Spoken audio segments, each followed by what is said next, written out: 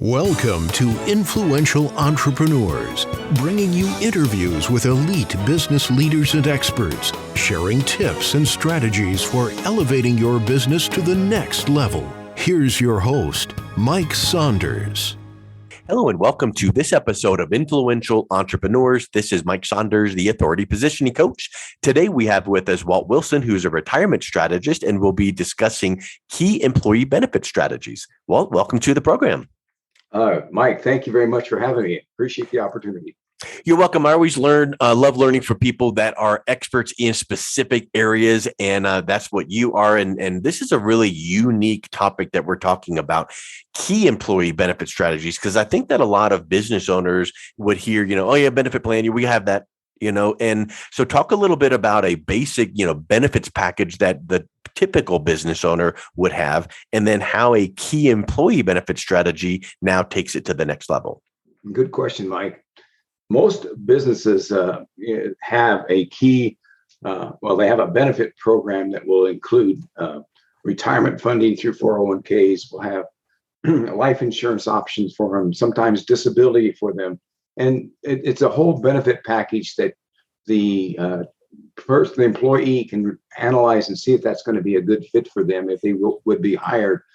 But there's one thing that's happening in today's marketplace, and that is, how do we keep these quality people here? I mean, you can offer, a 5-star benefit program, including everything you can think of. But there's one thing you want to make sure is that you build loyalty with your employees. So small business owners know how important it is to retain key employees, or to reward those who are, critical to a business success. So key employee benefit plans can be a great way to reward with this addition of using permanent life insurance.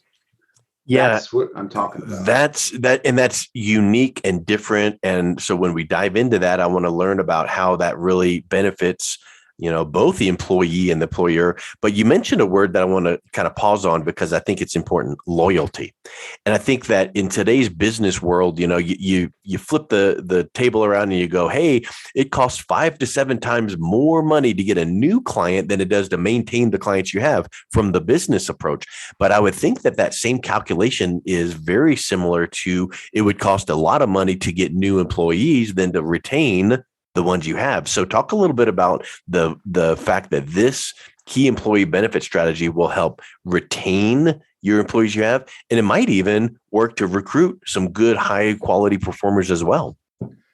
I have a statistic. I usually don't use a lot of those, but I got this from the Society for Human Resource Management, Center for American Progress. And it says it costs an average of 6 to 9 months salary to replace an employee. Wow. That number can be higher, if as high as 213% of the salary for higher earning executives or people in your organization.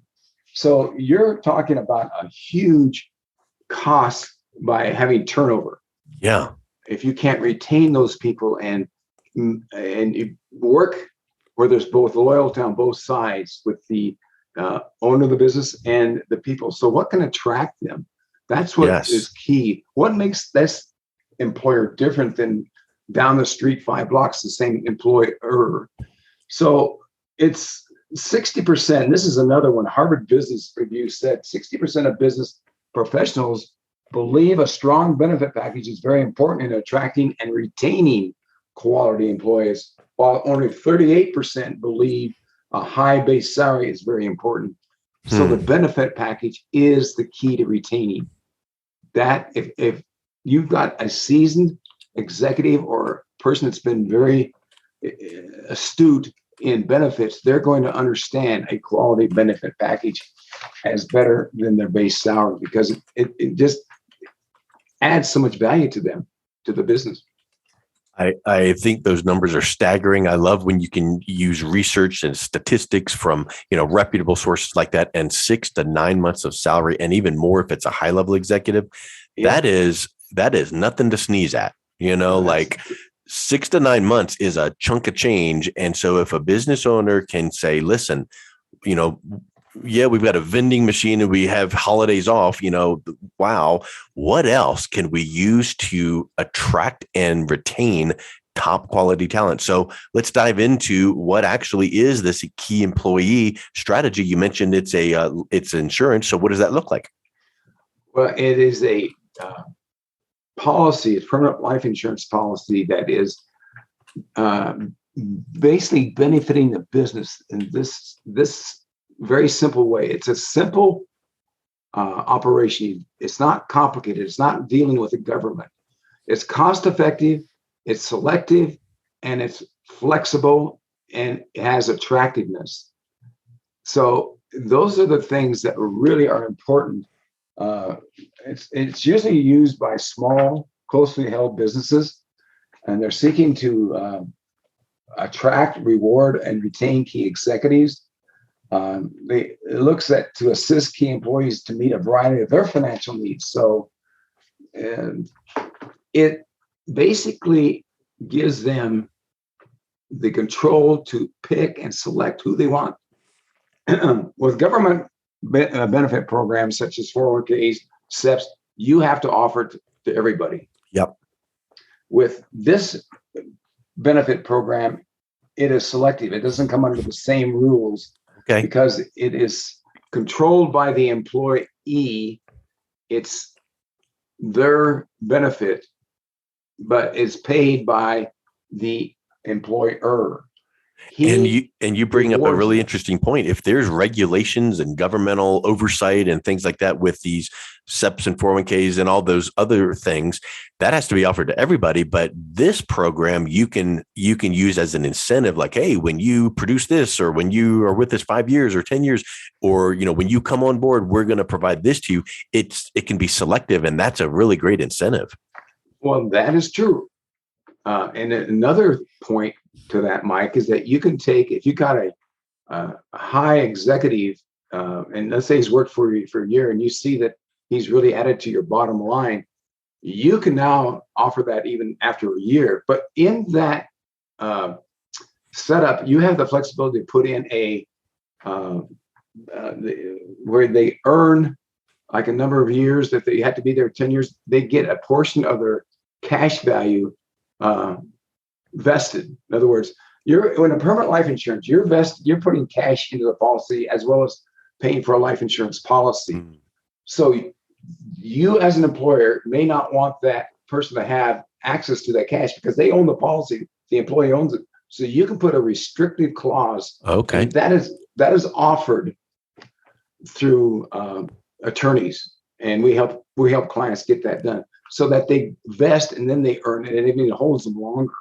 So it's kind of like I don't know, back in the old days, I remember hearing golden handcuffs. That's what it is. It's kind of like, this is such a great benefit, but you can't get it all today. You get a little piece of it when you vest this after this many years, you can.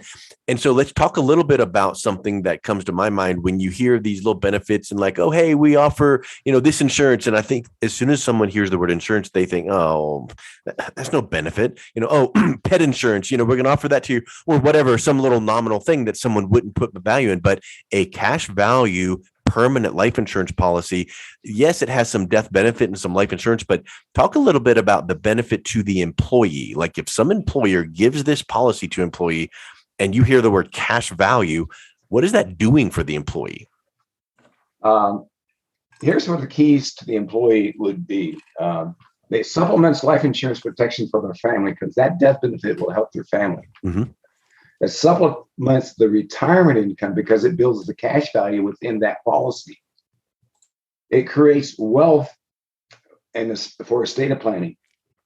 They can access upon this agreement with the employer and the employee over a certain time. Let's say he's vested into 7 years and he gets 70% of his cash value. Well, he can use that for financial emergencies. Okay. Say he has to take a leave of absence from his job and his employer has to cut down his salary.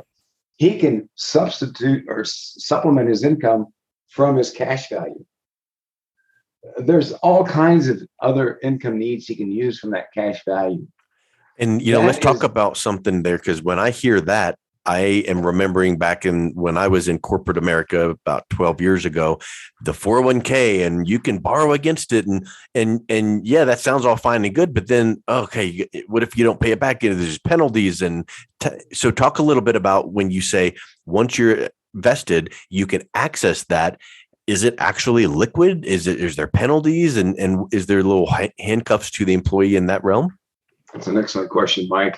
I'm sure it crosses a lot of people's mind. This is a product, permanent life insurance, that is not penalized. There's no early withdrawals. The 401k is not, remember, this is not under any government rules or regulations, so it doesn't come under anything such as paying the 10% penalty rule. Like if you're not 59 and a half, you take money out, you're going to get nailed. You don't have to pay the money back. It can come out in a loan form to you, and you will pay interest on that, but it's interest that you will recoup back through earnings from the company. It is so flexible, and you have control over it that you can pretty much do what you want. If you have a loan out and pass away, the death benefit is reduced by the amount of your loan. That's all it is. So it's a win-win situation for the employee in reference to having the flexibility to meet their. It's just, I've seen this work so well for people in emergency situations where they just don't have to worry about being penalized, violating IRS rules or anything such as that. You know, when you mentioned that, it makes me think of someone I talked to a few years back, and he was saying that one of the benefits he gives to his staff is every year he signs them up for a house cleaning service where the company pays to have their house cleaned once a month. And he says, that's so much better than, many things, because, they come home after a hard week of work and then now their house is clean. And it's just an extra way for them to show they care about their employee. And nothing wrong with the cash bonuses or days off, but this is unique and different. So what you're describing here, that is the ultimate of showing care to a family, an employee's family, because it's death benefit, it's cash benefit now as you vest. I mean, there's all these things rather than just some, quote unquote jelly of the month club. Very, very, very true. And one of the things that's back to the employer benefit is that bonus that is paid out actually comes off of his profit margin. So let's say he's trying to find ways to spend money so he doesn't pay as much of his taxes. Okay. He can do these bonuses. Okay. Now these bonuses have to be reasonable. You can't go out and bonus somebody that's making $100,000. You can't go out and bonus them $70,000. That's violations. You can do 10%. Most people do 10% of their annual salary. So that's a benefit to the employer right away. But it's also the taxes that are due on that payroll, or that payment, is also going to have to be paid by the employee. So there's another way that can be advantaged by the employer. He can include enough in the bonus to cover the taxes, so the person nets out the 10%. Okay. That's a really great point, because, yes, there's benefit of, loyalty and retaining all of that. That's wonderful. But if there's another financial benefit, which a business owner should talk to their accountant and make sure all the benefits, how the dot all the I's across the T's. But if there's that benefit, that's a pretty big boost. Right. And another thing I find that helps business owners to know is that some employees that are earning, let's say, over $150,000, and that's a lot, they can only save in a 401k or something like that, only about 12% or less than 12% of their salary. But they need to probably have more in retirement to have later in life. So you can set up one of these plans to fill that gap. Once they've capped out of their traditional plans. Exactly. Yeah, that's a really great point. It gives flexibility to the employee because they can access it after they've vested and whatnot. Benefit to the employer because of loyalty and some benefits payroll wise and tax and things like that. But then also the employee, typically there's going to be set up for like top employees. Well, they might cap out of many of these plans. After, once you funded that, then what? Well, now once they realize that, I would feel like their allegiance to that employer is just really through the roof, because it's like, this is further caring for my personal legacy. Exactly, Mike. That is what I like about this extra benefit to the employee. It is in control of the employee and employer. It doesn't harm them in reference to the confusion of doing the right things with these government plans and making sure you've got everybody covered. You can select. It's flexible. The employer can just sit down and you can work out agreements with how much vested they're going to be. I mean, and it's once the employer sees this, he's going to say, this is a great way to pay back, reward my great employees. Yeah. And I really love that aspect of putting in those triggers and those tiers and vestings that are already baked into there, so that the employer feels protected that way. And the employee, it's just the way that it is. And why are they going to look a gift horse in the mouth? It's like, wow, you're going to give me this and I vest this. Wonderful. Thank you. Thank you. So I think it really benefits both sides of that equation. It does so very, very, very, very well. Well, I tell you, like I started off at the beginning of the conversation, Walt, you hear the word benefits and, employer rolls their eyes and going, okay, well, what trivial little benefit, can we tack on that no one's going to care about? Right. It'll call HR if you're interested, and nobody does. But this right here becomes almost like a cornerstone to a business's benefits package for their key, bigger employees, to attract, their top producers, to retain their top producers and whatnot. So I think that is just spectacular what we're talking about here today. If this has raised any question in someone's mind to say, tell me more, what is the best way that someone can reach out and connect with you? The best way is to utilize the www.wilson360.com. That's where all my contact information is. You can you can text me, you can use email, you can call.